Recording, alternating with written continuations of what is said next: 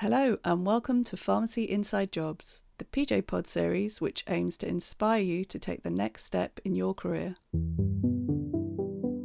Whether you're a pharmacy student wondering which direction to take or a seasoned pharmacy professional, our goal is to provide insights into the increasingly diverse roles that are opening up within the profession.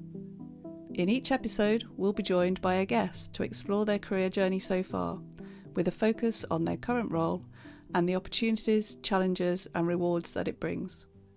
We'll also find out what skills are needed to succeed in the role and how others can follow in their footsteps. I'm your host, Dawn Connelly, and in this episode we welcome to the pod Gurmat Khangura. Gurmat has over 15 years of experience as a mental health pharmacist and is currently working within the neurodevelopmental pathway of a child and adolescent mental health service, or CAMS as you'll hear him refer to it during a conversation. He's an independent prescriber and is responsible for conducting ADHD assessments for young people and providing evidence-based interventions to support them and their families following a diagnosis. He's also founded his own private practice where he provides ADHD and autism assessments for children and adults. Well, thanks so much for joining us today, Gurmat. No problem. Thank you for having me. So I understand that you conduct ADHD assessments for young people and support them after a diagnosis. Is that quite an unusual role for a pharmacist? I think so. I mean, particularly, I guess, within the NHS service that I work in, which is a CAM service. I think I'm the first pharmacist to work within the service. And I think maybe across the country that, I think I've come to realise maybe more recently, there are actually quite a few pharmacists working in CAM services or private mental health services. Right. And did you sort of do any additional training or qualifications? Yeah, so I guess there's almost kind of like a journey that all mental health pharmacists typically travel down, which is you do your psychiatry diploma or certificate. Aston University run that course. So I did that when I first joined the trust, because I joined back in 2017, coming from a community pharmacist role. So I had, I guess, very little background apart from just a personal interest. So you do the psychiatry certificate. Then I went on to do my prescribing qualifications shortly after.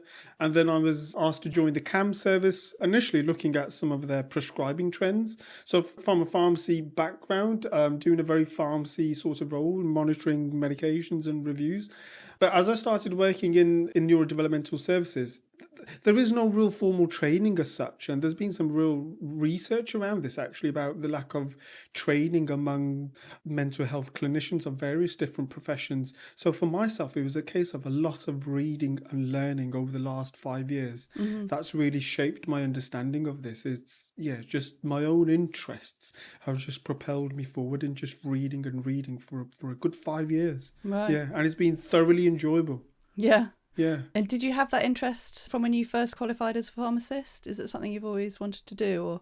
Yeah, I do actually. So I was reminiscing about this with another colleague of mine. So I remember when I first qualified as a pharmacist, which was in 2009. And at that point, we were registered with the Royal Pharmaceutical Society. Mm-hmm. And I remember that you could loan books from the Royal Pharmaceutical Library and they would send books out. And I remember even from that kind of young age having that interest in mental health, but it was more of an interest rather than pursuing that in any formal sense. So I have to be honest, when I joined the trust and I went through the interview process, I had to be honest that I have very little formal background in mental health. It was more though initially just an interest, I guess.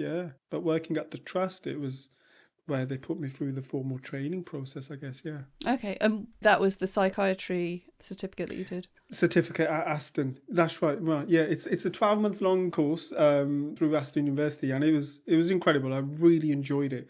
And I've always said I've not been a very academic individual from young childhood, even throughout my university years. I've passed with average grades, but I think it's only when I started off in mental health I was, really able to, achieve some good results. And I was actually quite surprised with how interesting I found it, and therefore it didn't feel like a burden, mm-hmm. To study and to read and to learn. And I have personal reasons for my interest, and it's not something I guess I advertise, but I don't mind sharing, because I have 2 children who are neurodiverse. Right. And that has particularly been my motivation to learn and understand a lot more about what does it mean to be, whether it's autistic or ADHD or other neurodevelopmental conditions. Yeah. I wasn't planning to go into this role. I always say I started off working in CAMS and then I had my own children who were diagnosed as neurodiverse. So it's bizarre, or I don't know, destiny, sorry, I should say. I don't know. Yeah. And I think you mentioned that you got invited to join the CAMS role. Were you were you asked to do that, or is that something you saw and applied for, or just wondering how that kind of transfer into CAMS worked? It was very coincidental. It was very, very fluky. And if I can go one step backwards, when I applied for the job as the mental health role, and I went for the role, coming from a background in community pharmacy, and I was just looking for something different. I'd got married and I thought, maybe, ideal to work closer to home, and this job was in my local hometown, and I applied for the role. And then a few days later I was told, unfortunately, again, you haven't got the job because somebody with experience was awarded the job. But then the day after I got a call to say, unfortunately, that person has had to pull out. And do you want the job? I was like, yeah, great, perfect, thank you very much.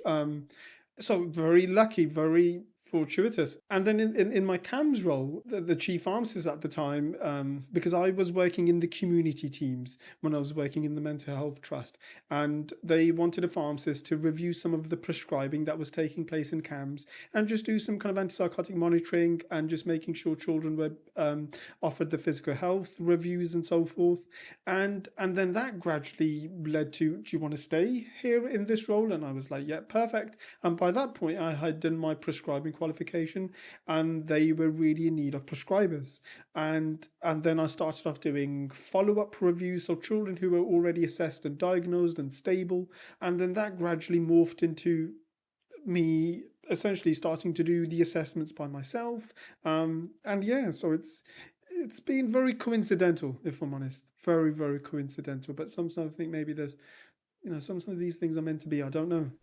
So you mentioned that you are an independent prescriber. Presumably you use that qualification in your role, do you, to prescribe medication for some of the children that need it? That's right.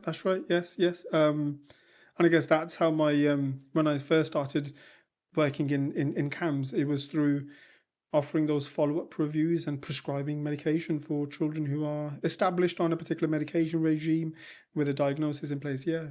Do you also offer support in other ways, more than just the medication? Is there different avenues that people can go down? Yes, most definitely. And I give far more significance to the role of society than the role of the medication. And again, if I reflect back on when I joined the trust and joined CAM services and over the years in my understanding developing, and really why was I asked to join the service was because a lot of inappropriate prescribing was taking place, namely antipsychotics were being used in this subgroup of children because their needs weren't being understood. It's become far too easy to say there's something wrong with this child and this child's behaviours aren't normal, whatever normal is, which is a societal construct, and therefore we need to treat this child medically to stop these behaviours, rather than doing something which is far more difficult in understanding why are these behaviours happening in the first place. So that is what I'm hugely passionate about.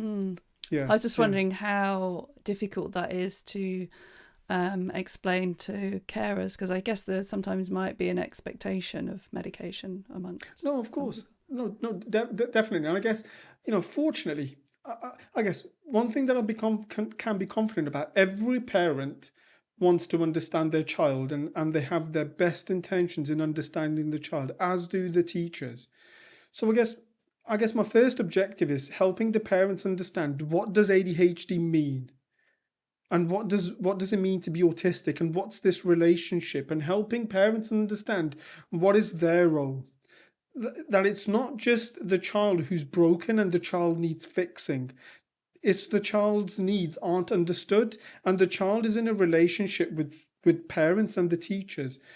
So therefore, it's not just the child, therefore, who's my patient. It's everyone is my patient, as they all need to understand the needs of the child. So essentially, for me to support the child, I need to support the parents and the system around the child to understand the child's needs. So yeah, I guess there is an appropriate role of medication, but I guess it's helping parents and the system around the child understand the child's needs first and foremost, and then considering what's the role of medication in all of this. Yeah.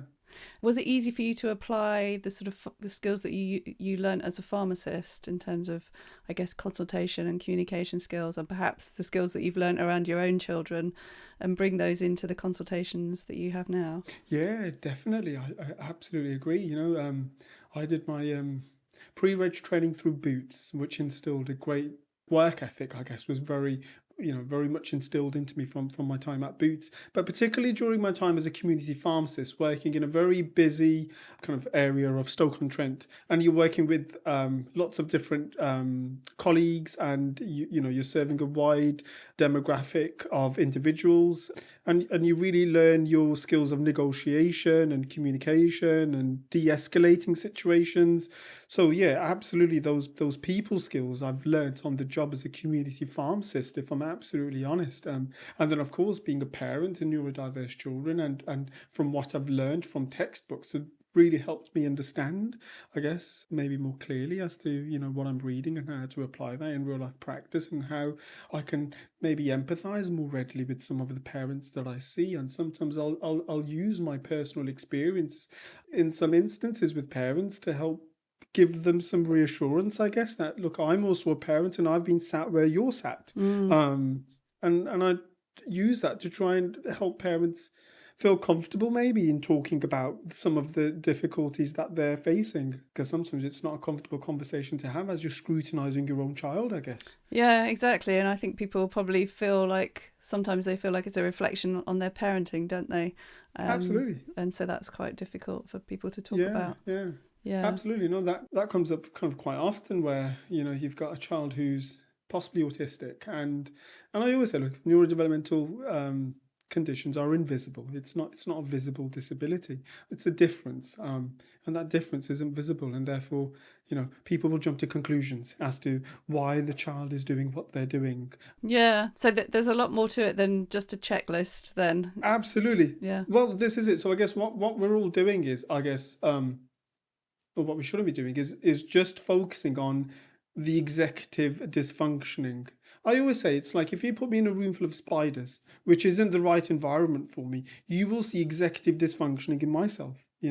There's a reason behind my ADHD, therefore, you could say in that instance. Or let's imagine I've just come out of a car accident. I'm just using some two kind of very simple examples of that there's a reason behind my inattention or hyperactivity or impulsivity. And I remember listening to this once on Radio 4. This was a few years ago, where one particular psychiatrist was talking about this, that rather than asking about what's wrong with the person, let's ask the question, what's happened to this person? I guess we're delving beyond the superficial layer of symptoms and traveling beyond that. And what sort of skills do you think you need as a pharmacist working in your role in order to unpick all of those things? I would say one has to be curious, listening very carefully, and paying attention to what the parent or the young person is saying, and respecting their experiences and their perspectives, and essentially to start with a blank canvas, not to start off with a diagnosis in mind. Yeah. And just to remain curious and to keep asking the question why. And what does your sort of typical day or week look like? So on a Monday and a Thursday, I have my assessment clinic. So children who have been waiting for an assessment and they've been referred into the clinic. And unfortunately, they've been waiting for some time. And when they reach to the top of the list, myself and a colleague, we run an assessment clinic. So on a Monday and on a Thursday, I will see 4 children in my assessment clinic, and the assessment can last for around an hour and a half. And then on the other days, I will have a follow-up clinic. So once the child's been assessed and diagnosed, we will then follow them up in our clinic until they turn 18. and after the age of 18, they transition to adult services. So in the follow-up clinic, I guess there's lots of reviews, psychoeducation, sometimes working closely with schools in making sure that they have a good understanding of the child. So yeah, I guess a lot of it is working closely with parents and schools in helping everybody involved understand the child and the child's needs. Yeah. Yeah. Do you go into schools yourself, or?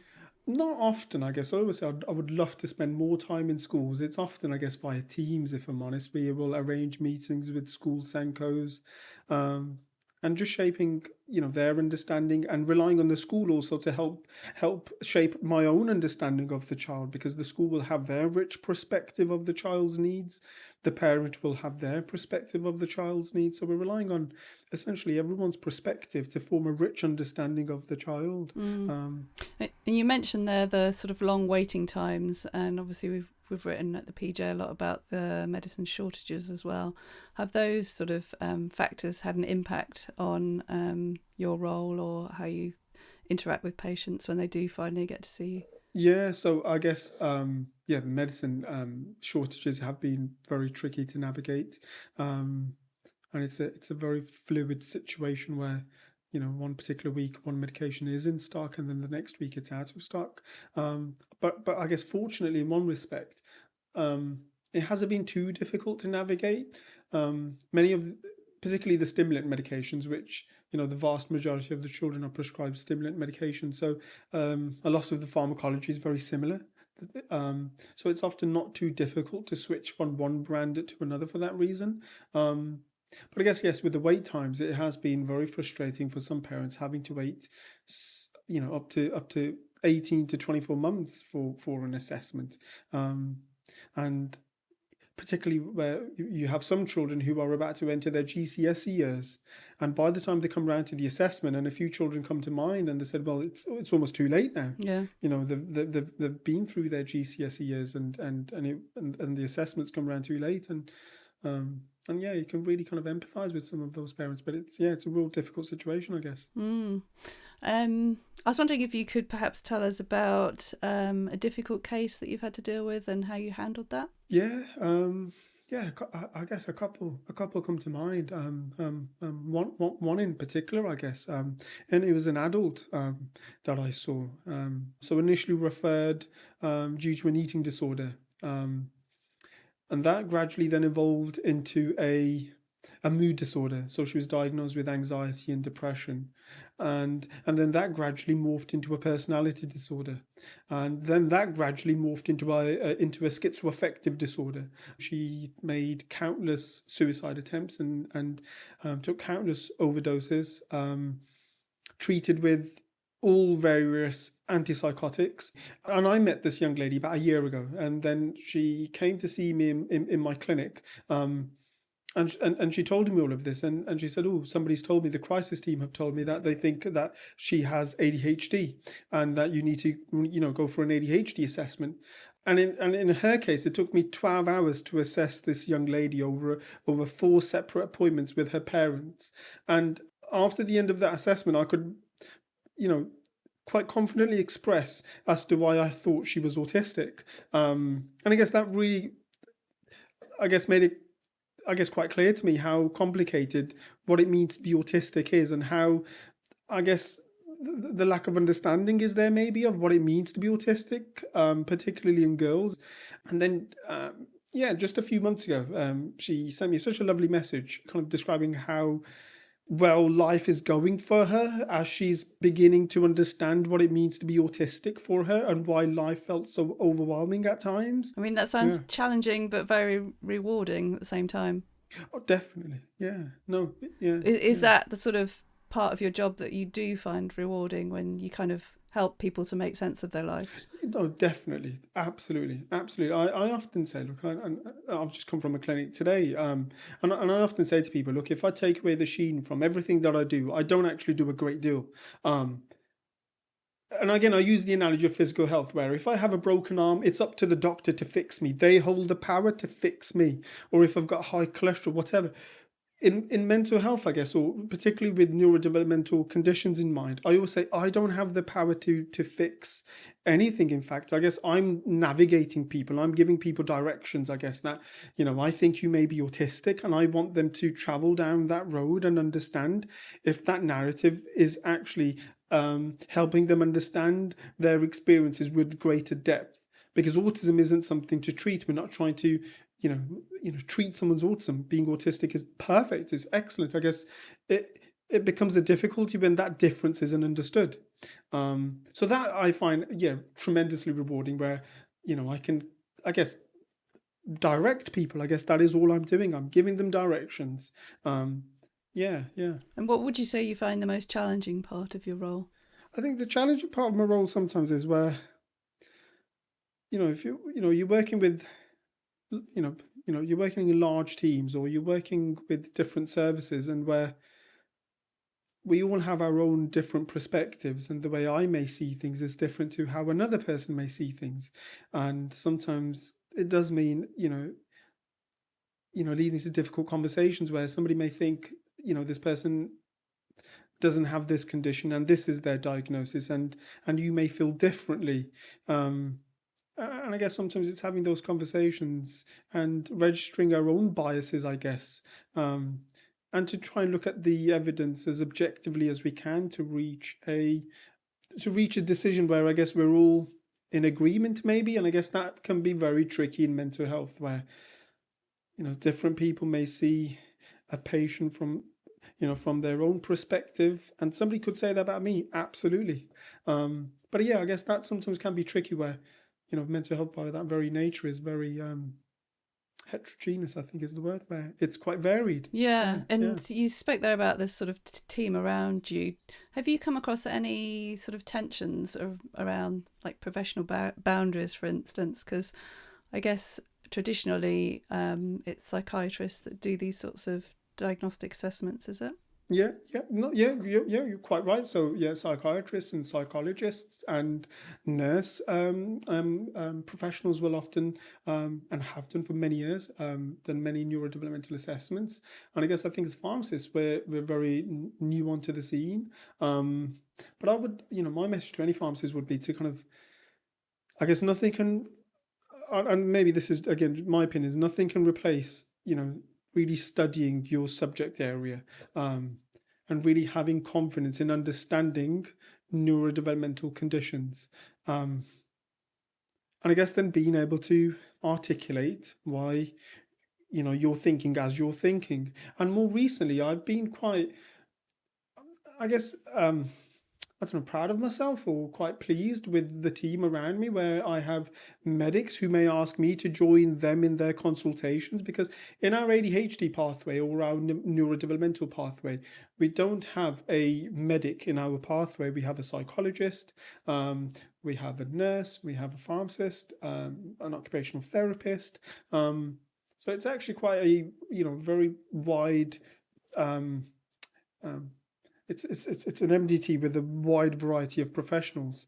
So I guess that notion of only psychiatrists performing these assessments, I guess, is not practiced presently, I guess. Yeah.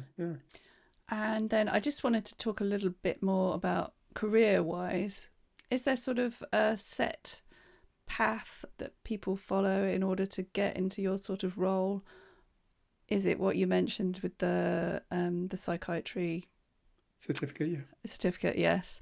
Or is there lots of different options for getting into this sort of role? What advice would you give a pharmacist that was interested in this area? So I guess I would always say, if I was doing the kind of role that I'm doing in a different therapeutic background, I don't know, if I was working on cardiovascular clinics or any other clinic, I don't think I would maybe be as confident as I am in the kind of service that I'm working for, because of my own, how interested I am in the subject. So I guess that's very important for me. I guess we're doing something not because of the titles that we want to achieve. I don't have any fancy title at work, if I'm really honest. I'm not on some really kind of large pay grade, but I absolutely love what I do. I love going to work, and I love meeting the people that I meet, and I love listening to their stories. So I guess for me, that's really important that, whichever, any pharmacists out there that, whichever career that they're pursuing or whichever kind of particular speciality that they're pursuing, the, what those reasons may be, and they have that kind of, drive and passion and interest in that subject. And really studying and keep asking the question why. I always say, and I sometimes share this with parents when I ask them to kind of spend some time reading and learning about autism, that as you're learning, hopefully it's generating tenfold questions that propel your learning even further. And I guess, that would be, my advice to any young pharmacist is to keep on learning and keep asking the question why, and keep allowing that to propel yourself forward. But in a more formal sense, yes, when you I guess start work as a pharmacist in a mental health trust, you can apply for the psychiatry certificate, which really gives you a good foundational understanding of mental health and the various therapeutic backgrounds, and that gave me a real good foundation to then to build my existing knowledge on top of. And just wondering what's next for you, what sort of opportunities there are to progress or to expand on your practice? Yeah, I'm not quite sure, to be honest. So I have been trying to have some of these conversations within the trust that I work in, and it's my the chief pharmacist at our trust who kindly put me in touch with yourselves, actually. Because I guess I don't think the pharmacy team were quite aware of what I do, because I'm not directly employed by the pharmacy team. I'm employed by the CAM service. But in my personal capacity, I've been quite excited to launch my own practice. So I have my own private practice, which has been running for about 2 years now. And I'm really pleased to kind of I'm pleased to see how well it's grown and the kind of feedback that I've had from the people that I've seen. And it's been tremendously rewarding. So I guess, it'll be just exciting to see, what the next kind of year holds for that. And that's a similar sort of thing that you do for the NHS, is it? That's right. Yes, that's right. So I have my private practice, which focuses on neurodevelopmental conditions. Yeah. And do you think this is an area that more pharmacists should get involved with, considering the huge demand that seems to be out there? Definitely, yeah. Because it reminds me of one of your early questions, actually, about pharmacists and being a pharmacist and how does that help you in your practice. I guess tremendously in. So I think there's a huge scope for pharmacists to get into mental health and get into this role of assessments and diagnostics, because I guess as pharmacists we're trained to be the people who treat the conditions rather than considering performing assessments and understanding what are causing the symptoms, I guess, and rather than just treating the symptoms. So I guess it's just changing the way that we think rather than trying to treat the symptoms, being inquisitive and understanding. And I guess that's what we do. If I think about myself working as a community pharmacist and working on the counter, and a person would come to you with certain symptoms, we are assessing that person and trying to understand where their symptoms are coming from and trying to form a diagnosis. So I think as pharmacists, we do a lot of those assessments. And I guess it's just having confidence that we can take it a lot further than maybe, how we are using those skills at present. And if you were to have some career advice for your younger self, what would that be? I don't know. That's a tough one. I guess it's just to remain determined, because I think many times along the way I have felt sometimes maybe disenfranchised or thinking that maybe this is all there is to life as a pharmacist. And just to kind of I guess sometimes I do wish that when I was much younger, people could help me understand what pharmacy has to offer, actually. Because you do your pre-reg year, you spend that time in a community pharmacy, or some people are lucky enough to go into industry or hospital pharmacy, but I guess the role of a pharmacist is so varied. Because I guess when I qualified, I had the idea of, yes, you can be a hospital pharmacist, or you can be a community pharmacist, and you don't realize even within those two settings, there is so much you can do. Yeah, and I think it'd be so great for pharmacists who are qualifying, for them to be exposed to the various different roles that pharmacy can bring forward. And I think it's quite exciting to be a pharmacist. Brilliant. Well, thanks so much for joining us. That was, great chat. It was lovely to hear about your career. No problem. Thank you.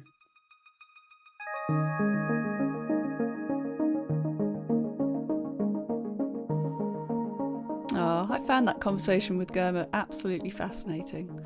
I hope you did too. I loved his analogy of a room full of spiders as a way of helping people to think about the why behind an ADHD diagnosis. He obviously gets so much satisfaction from helping young people and their families. And as we discussed, it's certainly a specialty where there's a need for more qualified healthcare professionals to meet the huge demand.